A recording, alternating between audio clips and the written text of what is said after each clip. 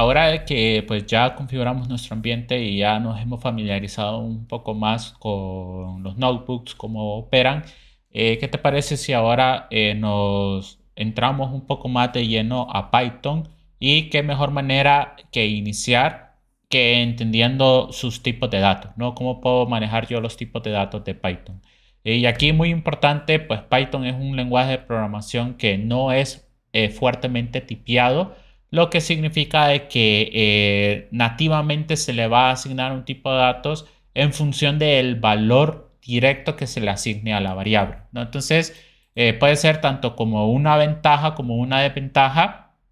La desventaja clara es de que pues podemos rápidamente crear una variable, rápidamente poder utilizarla, no sigue tanto protocolo de diseño, podríamos decir, y claramente puede ser muy peligroso porque al no tener un tipo de dato pues fuertemente seteado, pues eso también nos puede dar conflictos si nosotros queremos cambiarlo de un tipo a otro, no, o queremos empezar a utilizar esa variable de una manera no adecuada. Entonces, sí llevamos un par de desventajas en esa parte.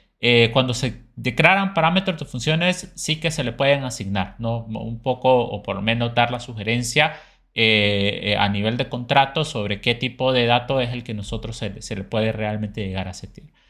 Dicho eso, por ejemplo, entonces acá nosotros podemos colocar los tipos de datos numéricos. Solo dame un segundo. Vamos a colocar acá tipos de datos para irlo documentando. ¿De acuerdo? Si lo tengo como Markdown, hay que separarlo para que lo agarre bien. ¿Y qué te parece si iniciamos con los tipos de datos numéricos? No, vamos a dejarlo un nivel 2. Vamos a colocar numéricos con tilde en la E. Numéricos, ¿de acuerdo? Si están dos, perfecto. Vamos a imprimir esta parte de acá. Y como pudimos ver pues un poco en los videos anteriores, acá yo puedo declarar la variable y digamos asignarle directamente un valor. Ahora, si a este de acá, digamos, yo quisiera, esto lo podemos manejar como si fuese un valor entero. Vamos a colocarlo como Markdown, enteros, ¿de acuerdo? Vamos a dejar este como Markdown también. Si yo quisiera un valor flotante, en este caso de acá, recuerda que los valores flotantes en programación pues son en este caso los valores con un punto decimal como tal. Yo perfectamente podría, por ejemplo, declarar una variable que se llame precio, que va a ser igual a 19.99, ¿no? Acá también nota de que yo podría generar variables negativas, ¿no? Que son enteros negativos. Entonces podría tener como temperatura igual a -3, ¿no? Por darte un ejemplo. Y bueno, ¿no? Así podríamos crear nosotros esos puntos flotantes. Claramente podemos tener también valores complejos o imaginarios.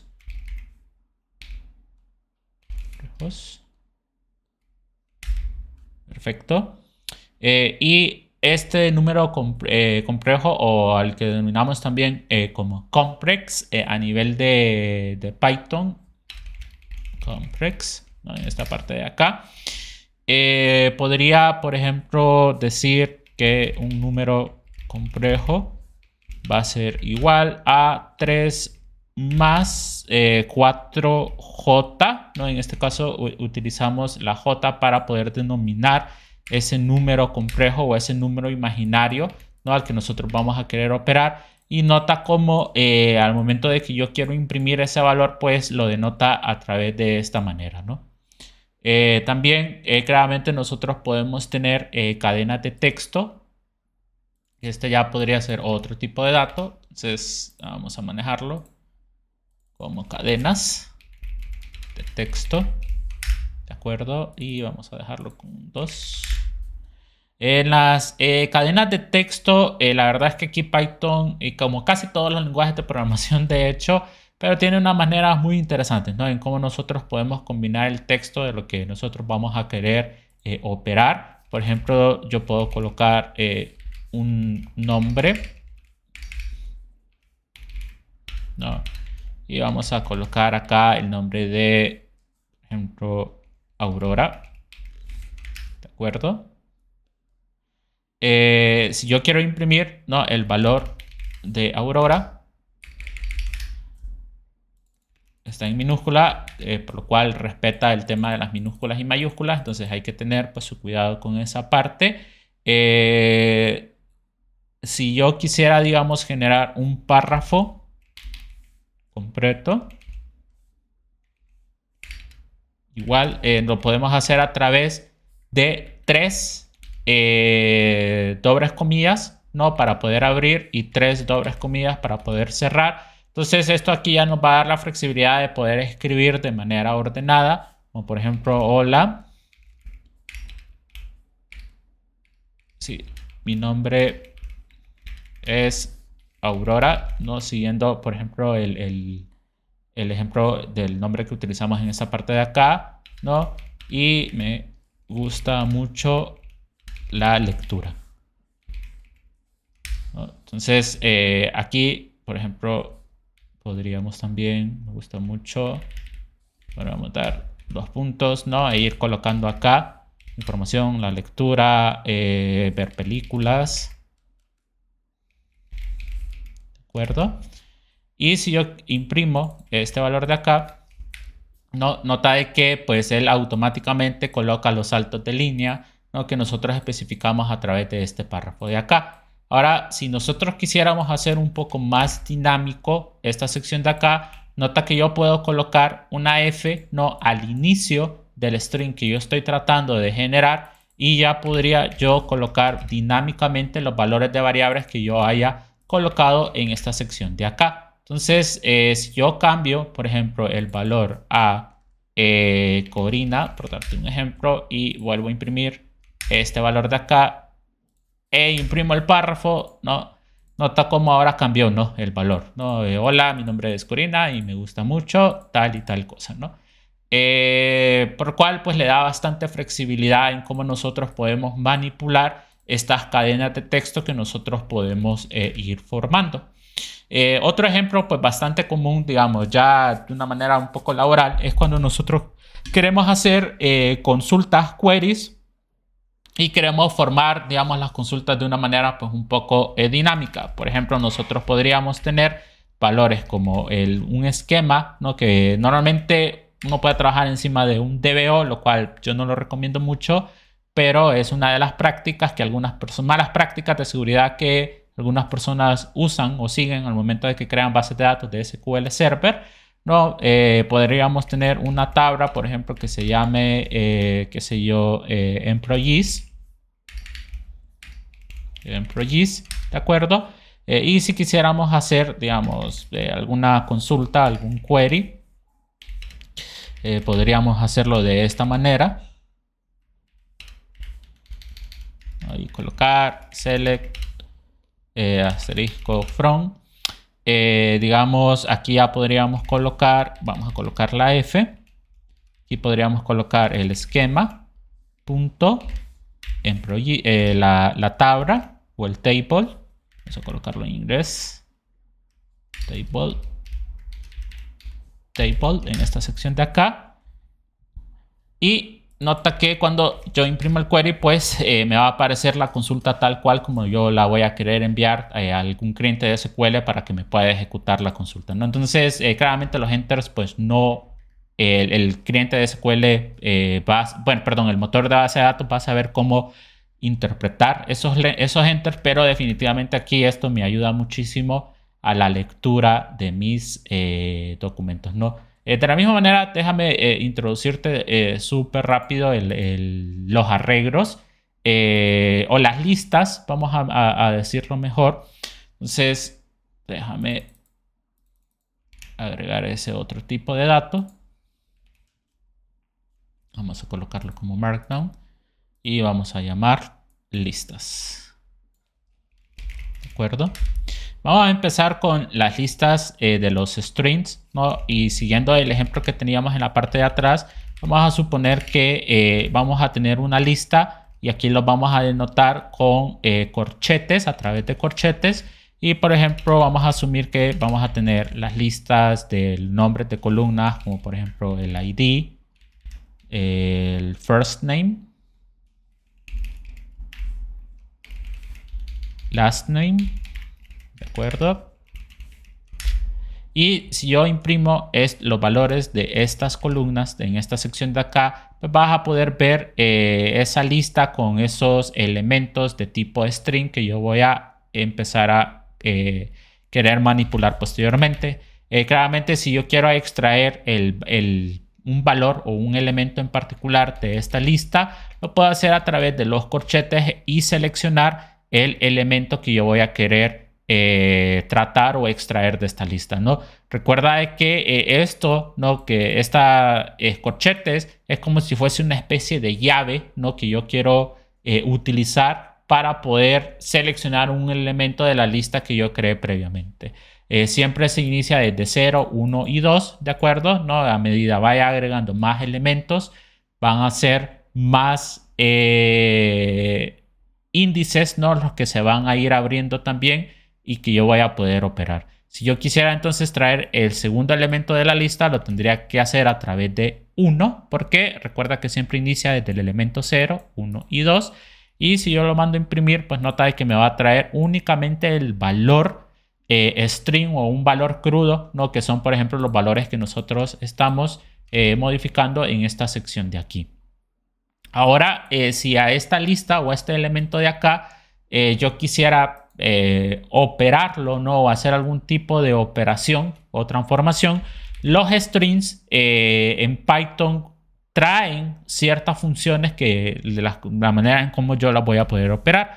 Por ejemplo, yo puedo hacer un join, ¿de acuerdo? De todos los elementos que yo voy a tener de un arreglo, por ejemplo, y nota cómo me lo deja en un solo string, por lo cual yo perfectamente puedo hacer, digamos, esta operación de acá y me lo separa a través de una coma. Ahora, ¿qué te parece si ahora hacemos esto de acá? No, tenemos el query, teníamos el nombre del esquema, el nombre de la tabla que teníamos anteriormente y ahora yo quiero especificar cuáles van a ser las columnas que yo voy a querer colocar en esta parte de acá. Entonces yo puedo asignar esto a otra variable que se va a llamar como columns in raw.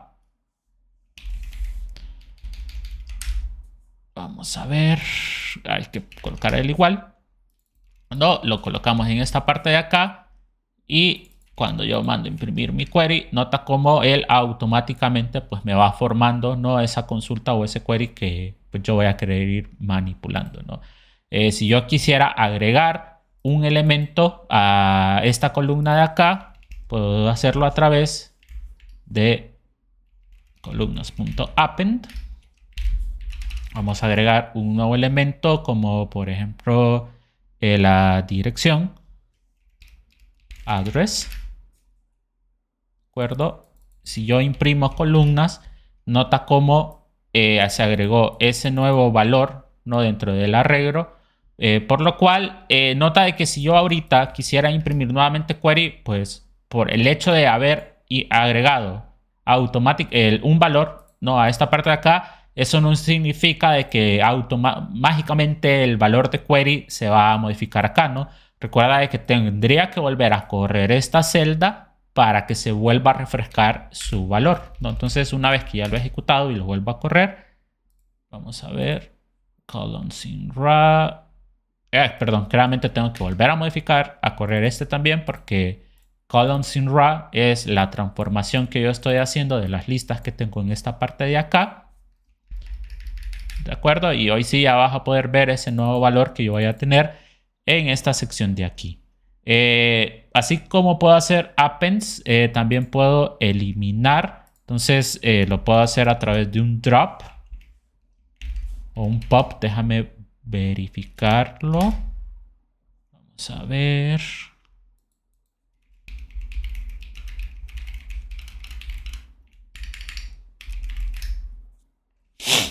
Déjame corroborarlo.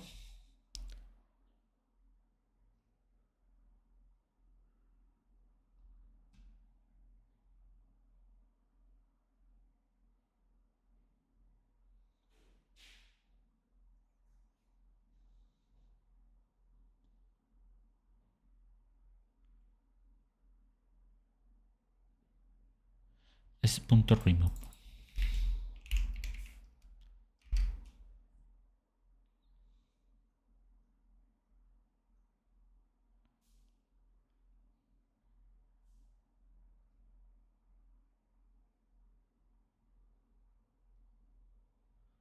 Y ok. Si quieres, déjame abrir uno nuevo acá.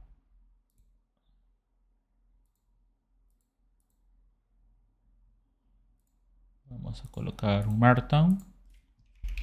Eliminar elementos. Y lo vamos a colocar. Ay, si no me recuerdo, creo que esto era para hacer negritas. No, esto es para hacer cursivas. Pero bueno. Eliminar, en este caso, remove, lo que hace es que va a buscar el elemento la primera aparición de un elemento en particular, ¿no? Por ejemplo, ID. Entonces, esto lo que va a hacer es que si encuentra el elemento, la aparición de un elemento de lo que yo estoy especificando acá, pues lo va a eliminar. Entonces, si yo ahora vuelvo a escribir columnas en esta parte de acá, nota cómo ahora la columna del ID ya no aparece. Esto es muy interesante porque esto es un in-replace. ¿Qué significa eso? De que automáticamente modifica o actualiza el valor, en este caso de la lista que nosotros estemos operando, ¿de acuerdo? Entonces, este método de remove lo que hace es que si encuentra un elemento que esté dentro de esta lista, automáticamente lo va a eliminar. Por ejemplo, ¿qué pasa si yo quisiera eliminar address en esta parte de acá? Nota que lo tenía agregado 2 veces y seguramente lo ejecuté por error 2 veces y se agregó 2 veces esa parte de ahí. Entonces, automáticamente lo va a buscar la primera aparición y lo va a eliminar en esa parte de ahí. Entonces, eso haría el remove. Tenemos también el método pop, que el método pop me va a servir para poder trabajarlo directamente con un índice en particular.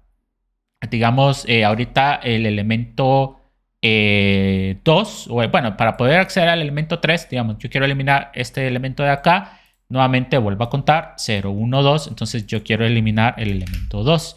Entonces aquí me dice cuál es el nombre del elemento al cual acabamos de eliminar, ¿de acuerdo? Y como puedes observar, ahora solamente nos quedamos con first name y last name en esta sección de acá. Otra manera es, bueno, vamos a ver por índices. Y podríamos hacerlo también con la palabra reservada del, que es de delete. Entonces, supongamos que en columnas yo quiero ver el elemento 1 o el elemento 2, como lo quieras, y ya ir enumerando, que en este caso es el last name. Entonces, yo puedo a través de la instrucción del, de delete, ¿no? Decirle, ok, elemento de acá quiero que lo elimines.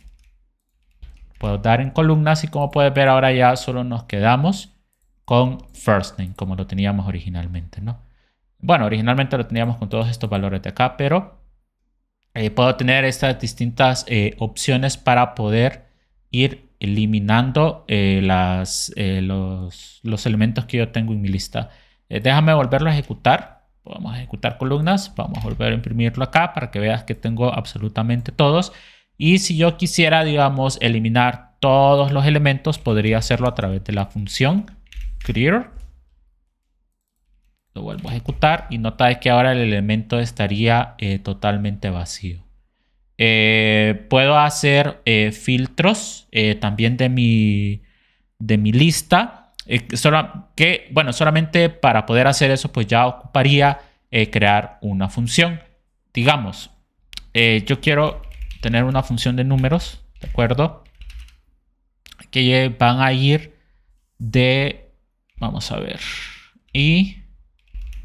for i in range. Nosotros tenemos una función que se llama range para poder hacer iteraciones numéricas, por ejemplo, de 1 a 10 o de tal número a tal número. Por ejemplo, yo quiero empezar de 10 y que llegue a 20, ¿de acuerdo? Y si yo imprimo números en esta parte de acá, pues nota que ya voy a tener de 10 a 19, ¿no? Eso significa que el valor de acá es un valor abierto, no lo incluye, por lo cual si lo quiero específicamente hasta el 20, pues tengo que colocar 21 como límite máximo en este range que tengo en esta sección de acá. Ahora, supongamos de que quiero crear una función que me filtre todos los números que son pares, ¿no? Entonces, vamos a definir esa función que se llame spar, por ejemplo. Y vamos a colocar acá el valor n, ¿no? Del elemento que nosotros queremos insertar. Y acá, si el módulo de n entre 2 es igual a 0, eso significa que es un número par, ¿no? De lo contrario sería un número impar. Probémoslo. Por ejemplo, si yo mando a llamar spar para 10 y para 15, me va a decir que es falso. Recuerda que acá lo que yo estoy haciendo es una operación booleana, ¿de acuerdo? Por lo cual hay otro tipo de número también, aparte de los numéricos. Si quieres lo puedo insertar súper rápido en esta parte de acá. Vamos a llamarlos 0, 3, 2, que van a ser los booleanos. Vamos a... Perdón. Voy a dejarlo como markdown. Boolean. Vamos a dejar este como 3 ahora. Vamos a agregar una nueva celda debajo de acá. Y yo puedo tener valores booleanos, no nuevamente como por ejemplo una constante, por ejemplo mayor de edad. Va a ser igual a false, ¿no? O puede ser también igual a true. Vamos a dejarlo como otro, medad, por ejemplo, igual a true. ¿Sí? Y claramente los valores booleanos pues también pueden ser representados directamente de operaciones aritméticas, ¿no? De comparación. Por ejemplo, podríamos tener como is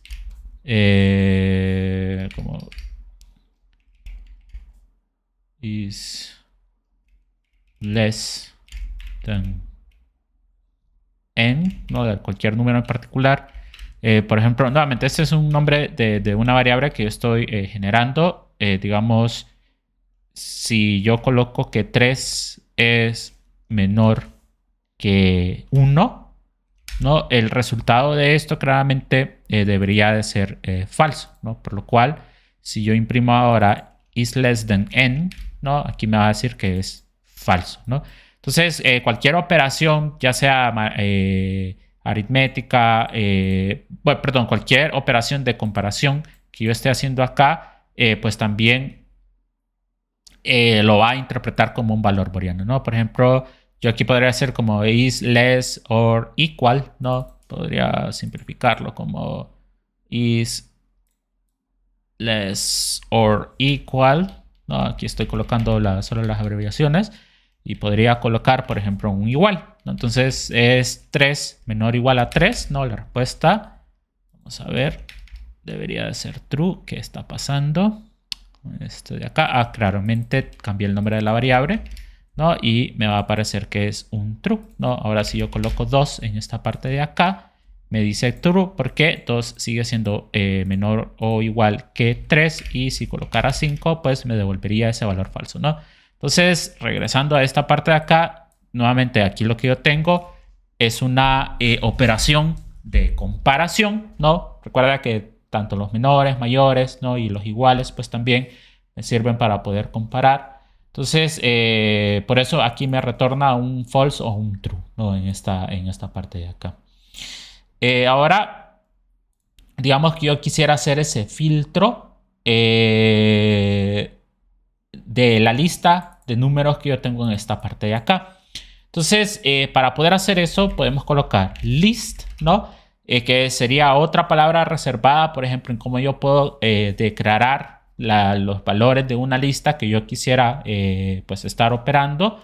Por ejemplo, yo puedo colocar 2,4 en esta parte de acá y no lo va a trabajar porque tiene que ser un arreglo lo que tiene que traer, ¿no? Como por ejemplo esta parte que yo tengo aquí.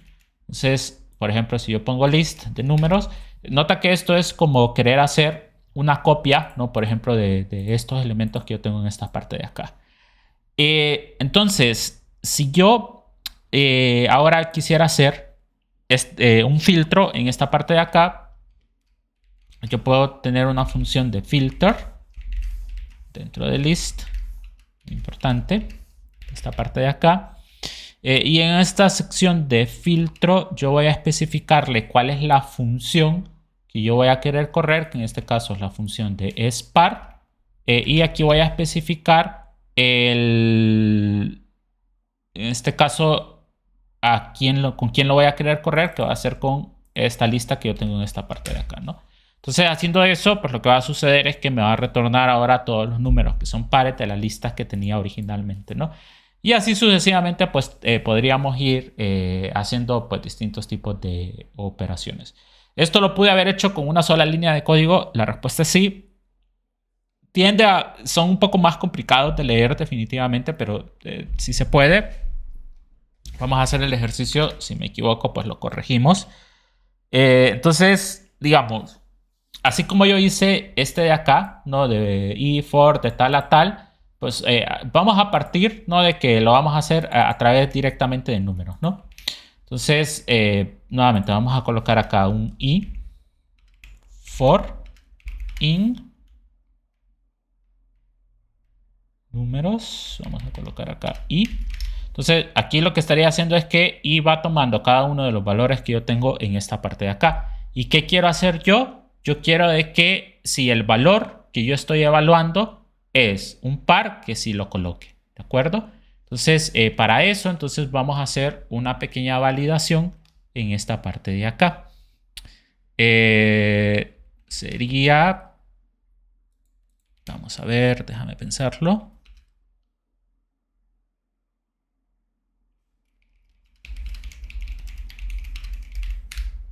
Tiene que ir con una decisión.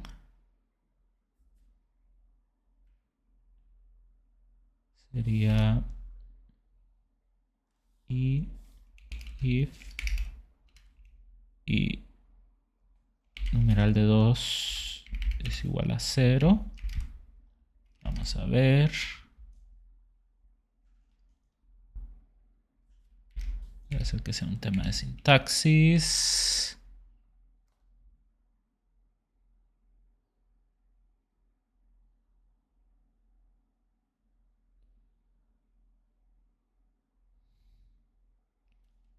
Vamos a colocarlo acá. Ahí está, ¿no? Entonces, nuevamente, ¿no? Esta, digamos, es una forma corta de cómo se puede hacer. Entonces, acá estoy colocando una validación, ¿no? Y acá estoy colocando como toda la operación de ciclo que estoy haciendo, ¿no? Entonces, nuevamente, nota de que Python con las listas pues realmente es bastante potente, ¿no? Todos los tipos de operaciones que nosotros podemos hacer en esta parte de acá.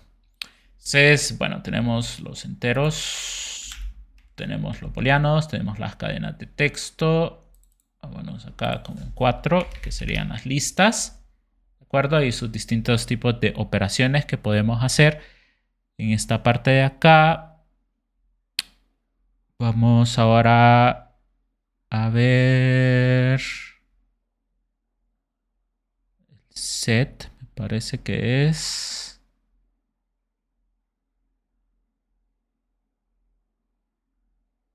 Déjame ver mis notas.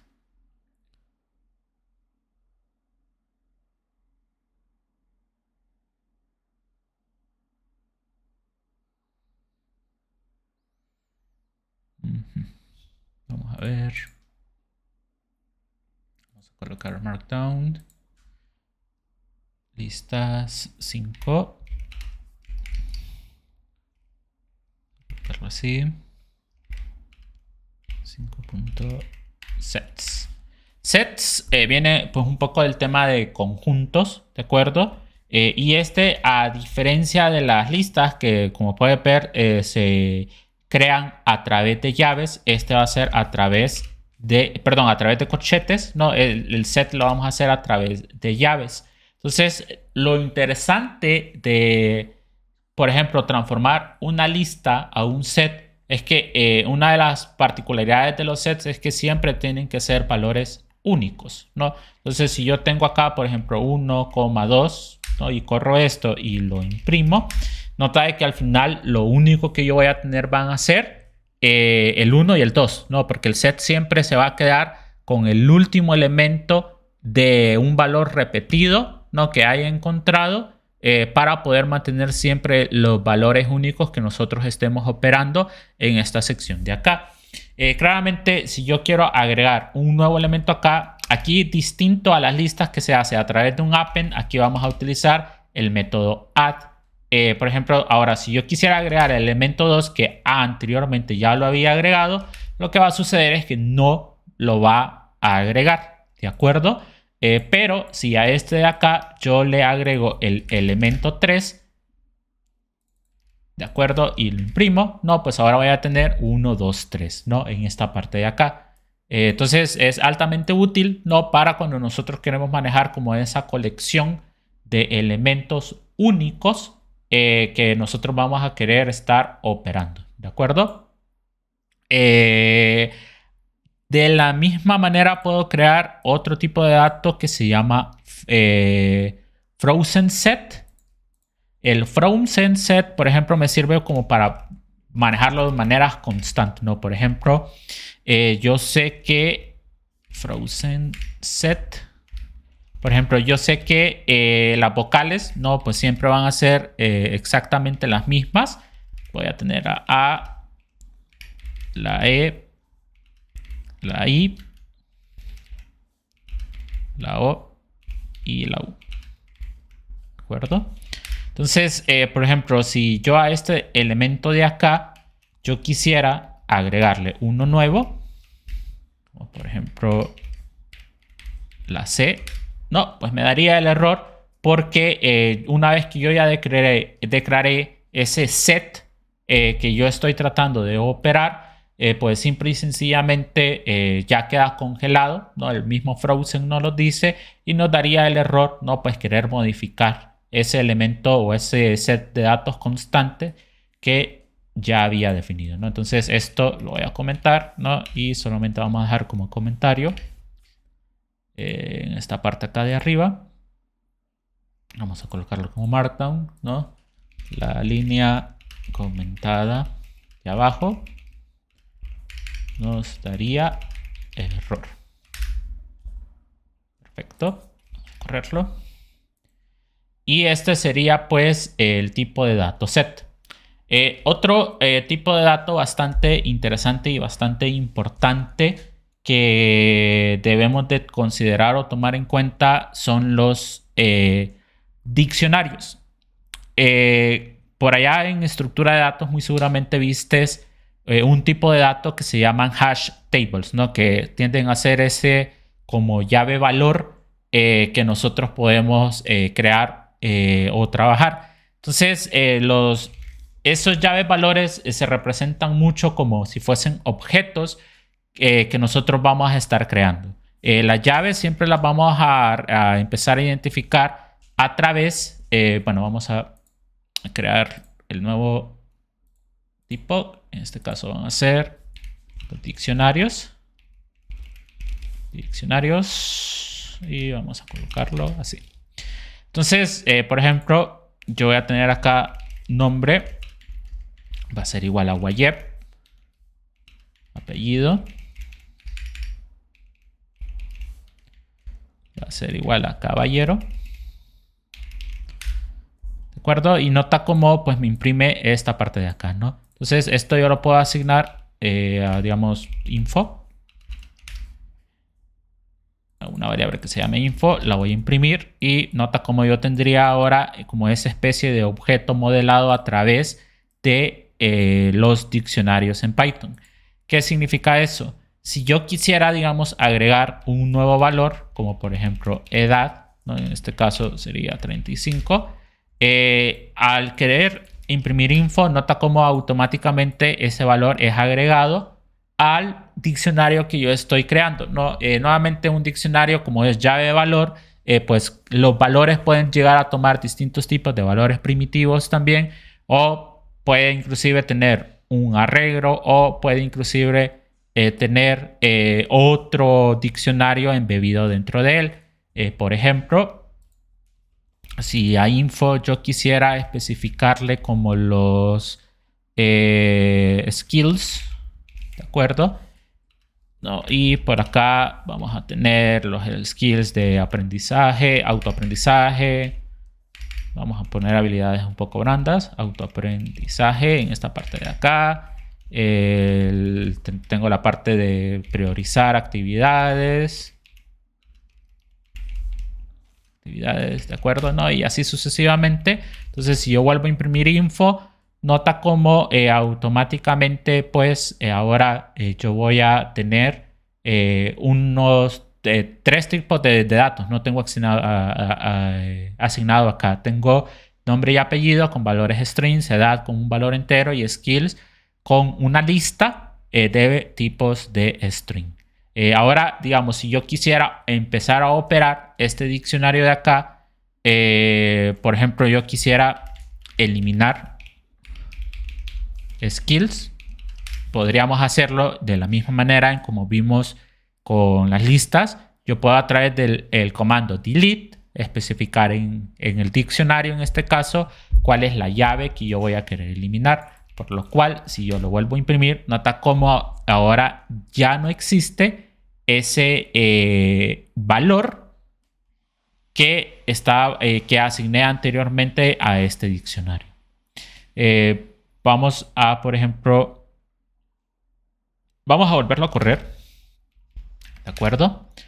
Y digamos que quiero eliminar ahora. Vamos a ver.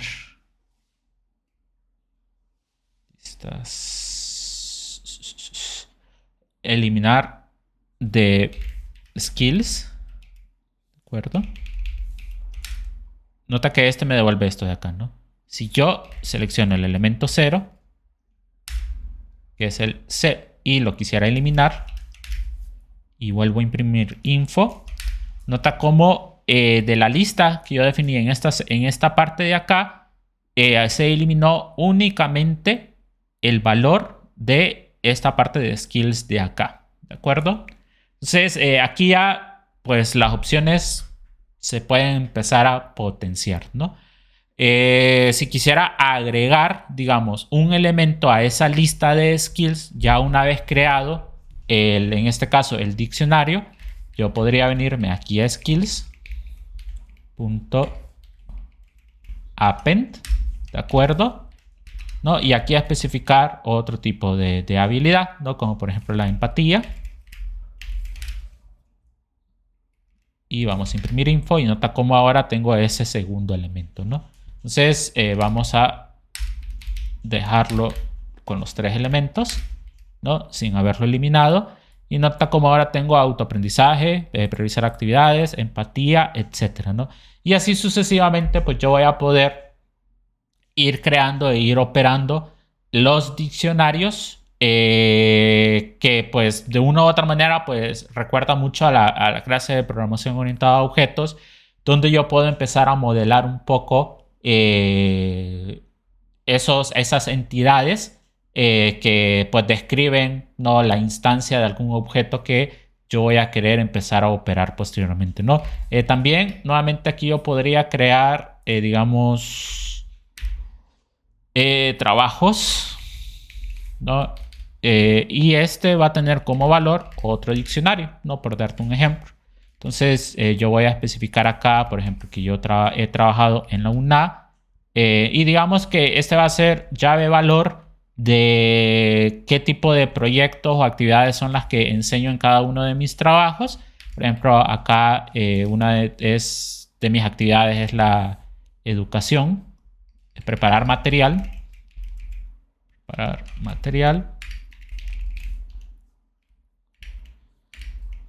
revisar tareas, ¿de acuerdo? Y vamos a decir que en otro de mis trabajos, como lo es EduSoft, ¿no? Una de mis actividades es analizar datos, construir modelos estadísticos, etcétera, etcétera. Entonces, nota cómo ahora si yo imprimo info, ¿no? Ahora en trabajos voy a tener este completo diccionario, ¿no? Que voy a tener en esta parte de acá y abre acá y cierra en esta parte de acá, ¿no? Y aquí cierra todo este diccionario que tengo en esta sección de acá. Entonces, digamos, por ejemplo, yo quisiera extraer de mis trabajos del valor de EduSoft el segundo elemento de las actividades que yo estoy haciendo, ¿no? Entonces, vamos a escribirlo. Vamos a dejarlo como Markdown. Entonces, quiero extraer el segundo valor de mi segundo trabajo. Quiero extraer mi segunda responsabilidad. Vamos a colocar mi segunda responsabilidad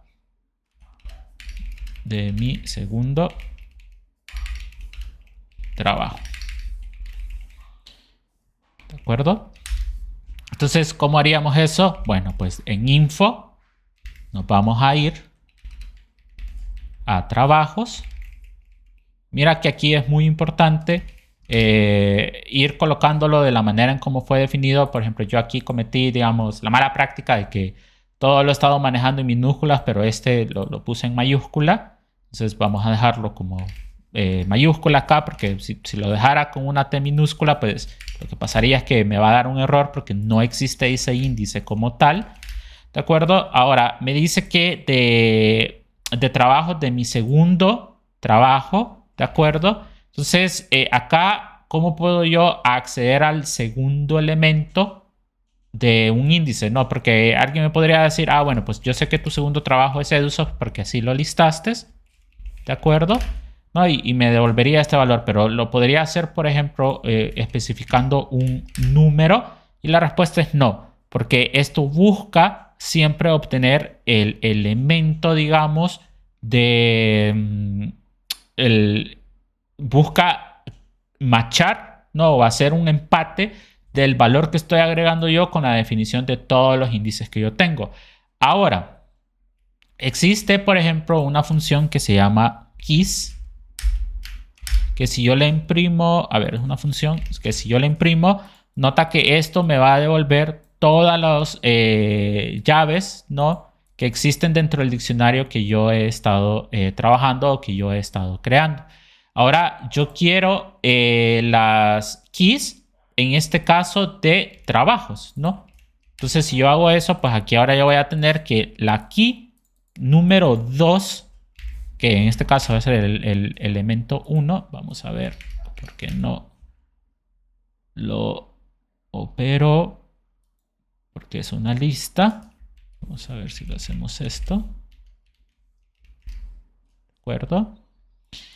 Y si yo hago esto de acá, el elemento 1 me devolvería ahora el valor de EduSoft, ¿no? Que era justo lo que quería operar. Tengo la duda, esto tuvo que haber funcionado sin esto, pero bueno. Ok, entonces ese keylist, ¿no?, lo transformo en una lista a través de este elemento de acá, y ahora sí lo puedo hacer como un poquitito más dinámico en esta sección de acá, colocándolo de esta manera, ¿de acuerdo?